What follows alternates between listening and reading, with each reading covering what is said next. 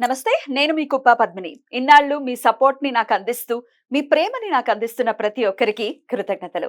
ఇప్పుడు చూడబోతున్న ఈ వీడియో కూడా ఖచ్చితంగా మీకు ఉపయోగపడుతుంది. లైక్, షేర్ అండ్ సబ్స్క్రైబ్ చేసి మీ ఇష్టాన్ని అలాగే మీ సపోర్ట్‌ని నాకందించండి. అలాగే ఈ వీడియో పట్ల మీ అభిప్రాయాన్ని కామెంట్ సెక్షన్‌లో కామెంట్ చేసి నాకు తెలియజేయండి.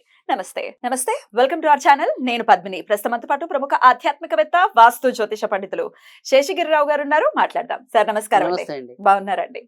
బాగున్నామ్మా. మీ సమయాన్ని మాకు ఇస్తున్నందుకు చాలా చాలా కృతజ్ఞతలండి. వెల్కమ్ టు రెడ్ టీవీ భక్తి. Thank you. మన ప్రేక్షకులందరికీ కూడా ఆ భగవంతుని పరిపూర్ణ ఆయుర ఆరోగ్య అవసర్యాలను ప్రసాదించాలని కోరుకుంటున్నాను. గోచారంతో సంబంధం లేకుండా అందరి జీవితాల్లో కూడా వెలుగులు కావాలని కోరుకుంటున్నాను. మనస్ఫూర్తిగా మేము కూడా అదే కోరుకుంటున్నాం. కాకపోతే గోచార రీత్యా ఉండేటటువంటి ఫలితాలు ఖచ్చితంగా ఉంటాయి. గ్రహచారం ఒక ఒక మేజర్ రోల్ ని ప్లే చేసినప్పటికీ గోచారం కూడా ఆ రోల్ ని ప్లే చేస్తుంది. కాబట్టి నేను మిమ్మల్ని ఇప్పుడు గోచార రీత్యా ద్వాదశ రాశులకి కూడా, అంటే ఇప్పుడున్న గోచార రీత్యా ద్వాదశ రాశులకి ఎట్లాంటి ఫలితాలు రాబోతున్నాయి అనేది అడగదలుచుకున్నానండి. ఒక పక్క శుక్ర కుజ శనులు కలిసి ఉన్నారు కుంభరాశిలో. అలాగే బుధుడు, రాహు అలాగే రవి కలిసి ఉన్నారు మీనరాశిలో. మేజర్ గ్రహాలు అంటే 6 గ్రహాలు ఇంచుమించు ఒకే దగ్గరలో ఉన్నటువంటి పరిస్థితి.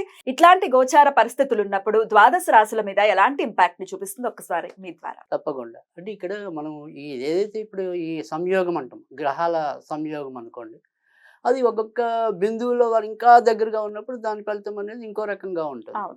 అయితే ఇక్కడ మనం మాట్లాడాల్సింది ఏంటంటే కనుక ప్రతి ఒక్కరి మీద ఒకే రకమైన ప్రభావం అనేది ఉంటుందా అనేది కొంతమందికి వస్తుంది. అంటే ఇప్పుడు సపోజ్ ఒక అశ్విని నక్షత్రంలో పుట్టిన వారు కొన్ని లక్షల మంది ఉంటారు. అవునండి. సో ఈ గోచారాన్ని ఎంత వాళ్ళకి కరెక్ట్ చేయాలి అనేది అందరం మనం నిరంతరం తప్పించే విధానం, ప్రశ్నార్థకమే అది ఎలా ఉంటుంది అనేది. సో ఇక్కడ ప్రత్యేకంగా మనం మాట్లాడుకోవాలంటే కనుక 3 విషయాలు ప్రతి రాశిలో కూడా మున్ముందు, అంటే సమీప ఒక 2-3 నెలల భవిష్యత్తు కనుక తీసుకుంటే కనుక కనీసం ఒక 3 నెలలు వివిధ కోణాల్లో ముఖ్యంగా వచ్చేప్పటికీ ఆరోగ్య సమస్యలు పెరుగుతాయి. ఒకటి ఎవరెవరికండి చెప్తా. సో ఆరోగ్య సమస్యలు అనేది పెరుగుతాయి.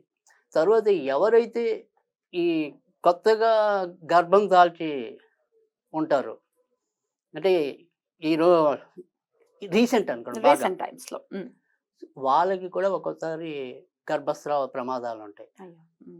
తర్వాత రెండోది, ఎవరికైతే క్షణికావేశం ఉంటుందో ఆ షార్ట్ టెంపర్తో చేసే నేర ఘోరాల సంఖ్య పెరుగుతుంది. సో అందుకని ఖచ్చితంగా ఈ 2-3 నెలలు కూడా ఏ రాశి వారైనా ఎంతో కొంత జాగ్రత్త తీసుకోవాలి. స్ట్రెస్ఫుల్ లైఫ్ ఉంటుంది 2-3 నెలలు. 2-3 నెలలు. సో అది ఎలా ఉంటుంది అనేది ఒక్కొక్క రాశిని బట్టి చెప్దాం. తప్పకుండా. ఇక మరి మిథున రాశి వారికి ఎలా ఉండబోతోంది ఈ 2 నెలలు కూడా? మిథున రాశి వారు కూడా ఆరోగ్య విషయాలు అయితే కొద్దిగా ఎక్కువ జాగ్రత్త పడాలి. ఎందుకంటే ఆల్రెడీ ఇప్పటికే అష్టమంలో కుజుడు సంచరించడం అనేది ఉంది. తర్వాత వచ్చేప్పటికి ఏంటంటే ఆ మిథున రాశికి ఎవరైతే ఆ రాశి అధిపతి ఉన్నాడో ఆయన ఆల్రెడీ నీచంలో ఉన్నాడు. సో దీనివల్ల ఏంటంటే ముఖ్యంగా ఆడవాళ్ళు అయితే కనుక ఈ ఋతుక్రమ సమస్యలు అనేది పెరుగుతాయి. సో మగవాళ్ళకి వచ్చేప్పటికి ఏంటంటే మెయిన్ ఈ శిరస్సుకి సంబంధించిన సమస్యలు కానీ, వెన్నుపూస గుంజటం కానీ, వీటికి సంబంధించిన అనారోగ్యాలు ప్రబలటం అనేది ఉంటుంది. తర్వాత వచ్చేప్పటికి ఏంటంటే ఈ వాహనాలు నడిపే విషయంలో కూడా మరి కుజుడు అష్టమంలో ఉంటాడు కాబట్టి ఆకస్మికంగా ప్రమాదాలు జరిగే అవకాశాలు అయితే ఉంటాయి. జాగ్రత్తగా నడపాలి కనుక వాహనాలు నడిపే విషయంలో, తర్వాత వ్యక్తిగత ఆరోగ్య విషయంలో ఈ 2 జాగ్రత్తలు తీసుకుంటే మిథున రాశి వారికి కూడా ఎక్కువ శాతం మంచిగా ఉంది. ప్లస్ పాయింట్స్ ఏముంటాయి? సో ప్లస్ పాయింట్లకు వచ్చేప్పటికి ఏంటంటే ఈ ఏదైతే మనము బయట నుంచి రావాల్సిన ఏవైతే అవి గౌరవ మర్యాదలు అవ్వచ్చు, కొంతమందికి డబ్బు అవ్వచ్చు, ఏవైనా సరే అవి ఇప్పుడు లభించడానికి ఉంటాయి.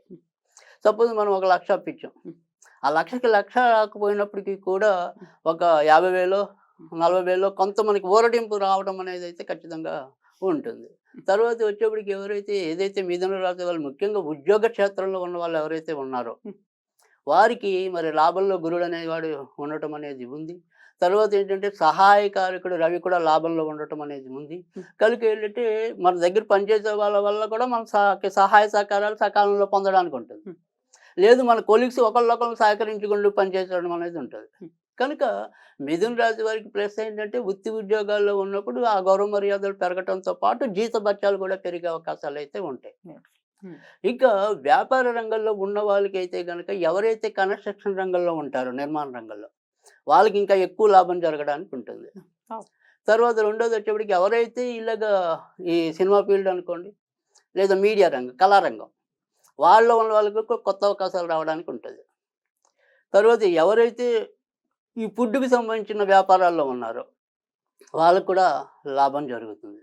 కానీ నష్టపోయే వాళ్ళు ఎవరు ఉంటారు అంటే కనుక ఇదేదైతే మనకి ముఖ్యంగా ఇనుముకి సంబంధించిన వ్యాపారాల్లో ఉన్న వాళ్ళు కొంత ఇబ్బంది పడటం అనేది ఉంటుంది. తర్వాత నూనె ఇలాంటి వాటికి అంటే ద్రవ పదార్థాలు ఇవి అమ్మే వాళ్ళకి కొంత ఇబ్బందులు రావడానికి అయితే ఉంటుంది. కానీ మిథున రాశి వారికి, వృషభ రాశి వారికి ప్రస్తుతం ఉన్న పరిస్థితుల్లో అయితే వాళ్ళు మేనేజ్ చేయగలిగేలాగా పరిస్థితులు ఉంటాయి. అంటే చెడు ఉన్నా దాన్ని మేనేజ్ చేస్తే బెటరే కదా, అలా ఆ రకమైన సిచ్యువేషన్ అయితే ఉంటుంది. అద్భుతం. అయినప్పటికీ మిథున రాశి వారు ఎలాంటి పరిహారాలు చేసుకోవాలి, ఆరోగ్య రీత్యా జాగ్రత్తలు తీసుకోవాలి అని చెప్తున్నారు కాబట్టి ఎలాంటి పరిహారాలు చేసుకోవాలండి? రైట్. ఇక్కడ మనకి ఎప్పుడు కూడా ఒక తేలికైన పద్ధతి అనుకుంటే గనక మంగళవారాలు, అంటే నేననేది ఏంటంటే ఇప్పుడు మన ప్రేక్షకుల్లో అన్ని మతాల వాళ్ళు ఉండొచ్చు, అన్ని కులాల వాళ్ళు ఉండొచ్చు, దేవుడిని నమ్మే వాళ్ళు ఉండొచ్చు, దేవుడిని నమ్మని వాళ్ళు ఉండొచ్చు. నమ్మని వాళ్ళు అయితే మనది చూడరు. అంటే దేవుడిని అయిపోయింది చెప్తున్నా. ఇప్పుడు దేవుడిని నమ్మకం లేని వాళ్ళకైనా జాతకం నమ్మచ్చు. అవునా? అలాంటి వాళ్ళు ఉంటారా? అలాంటి వాళ్ళు ఉండకూడదని ఏం లేదు. ఎలా ఇప్పుడు ఇప్పుడు మన దగ్గరికి ఇప్పుడు అన్ని రకాల వాళ్ళు వస్తూనే మాకు ఇలాంటి నమ్మకం లేవని కూర్చుని కూడా నమ్మకంగా విని వెళ్ళే వాళ్ళు ఉంటారు. ఇదో పోజ్ అయిపోయిందండి జనాలకి, మేము ఇవన్నీ నమ్మమంటారు, చక్కగా వచ్చి కూర్చుంటారు. ఎన్నో చూసాను నేను.